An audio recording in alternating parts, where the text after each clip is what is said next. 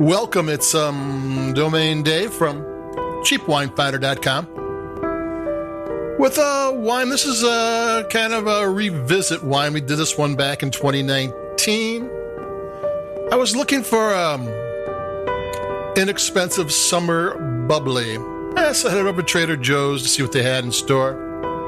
Let me grab the bottle. RSVP Brut, California sparkling wine, 12% alcohol. Method Champenois, $6.99. Method Champenois is the exact same way they make the wine in Champagne. There's two different ways of doing it: Prosecco, Charmat method, Champagne method. Prosecco, they ferment the wine one time, pour it into a huge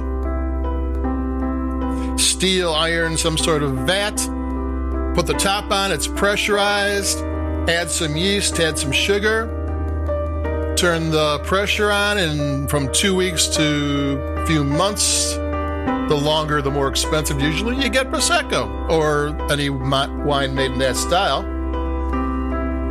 The Champagne method is they ferment the wine the first time like any other wine. Well, not like any other wine. They do some special tricks to make it champagne or champagne style. And then they bottle it in each and every bottle. And then they add yeast and sugar to each and every bottle and close it up again. In Champagne, a minimum of 18 months. California has no regulations, so it's whatever the winemaker does. You saw, a lot of times it's 9 months. I don't know what they did here. This is made by Bronco Wines, same people as Two Buck Chuck and a lot of other things. They tend to make wine ridiculously cheap, and how they make a champagne style wine for $6.99 is beyond me. We've done this 3 times, 2019 and 2010. I go through that in the review on cheapwinefinder.com. And back in 2010, Trader Joe's said it was 92% Chardonnay, which is, champagne-like, and 8%, they said, shh, whatever that meant, because why would it be a secret? I don't know. I'm gonna take a sip.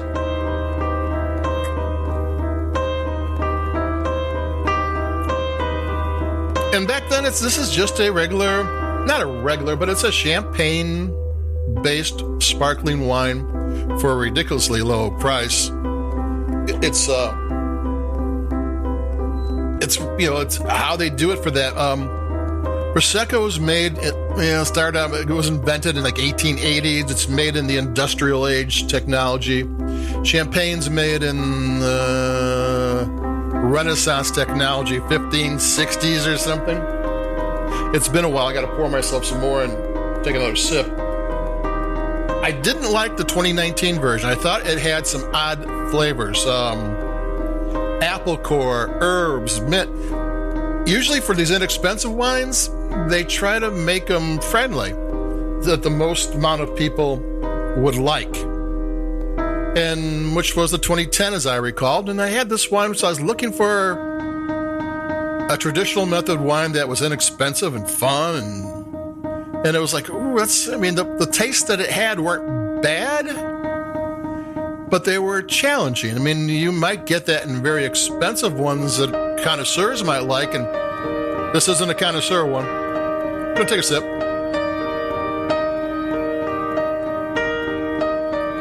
And in 2021, it was what I was looking for. I wanted a wine that you could put in an ice bucket and on a hot day, it was 90 today, would be just perfect.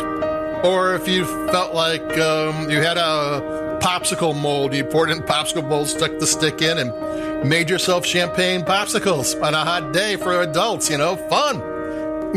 I wanted something inexpensive. It's always nice to see a traditional method for a cheap price. It is less expensive to make the Charmat method, the Prosecco method. I like both. I don't care. And actually, for value price wines, how the bubbles get in there don't matter. It really matters as you go up in price, and that's where the complexity and the depth and all the different things you can do to champagne-style wines take over. But, when you're talking value price, bubbles are bubbles. And so there you go. So this actually turned out, I didn't like 2019, but 2021, it could be my palate. It could be they changed the grape selection to keep the price down. They might have to make changes. But it could have been me. But this is a lot of fun. This is well worth buying. This is if you were having you're paying for the booze yourself, and you're having a champagne toast. Buy the Dom Perignon or the Moet for the main table, and everybody else can drink this, and I'll be happy. They won't know they're getting something a little bit less expensive. And like I said, put in an ice bucket, drink it as cold can be. Make popsicles out of it. Make champagne cocktails out of it. Have some fun. And that's it for me. This is a fun summer wine, the RSVP Brut, $6.99 at Trader Joe's. And that's it for me. Domain Dave from cheapwinefinder.com. Like us where you like podcasts, if you will. It helps.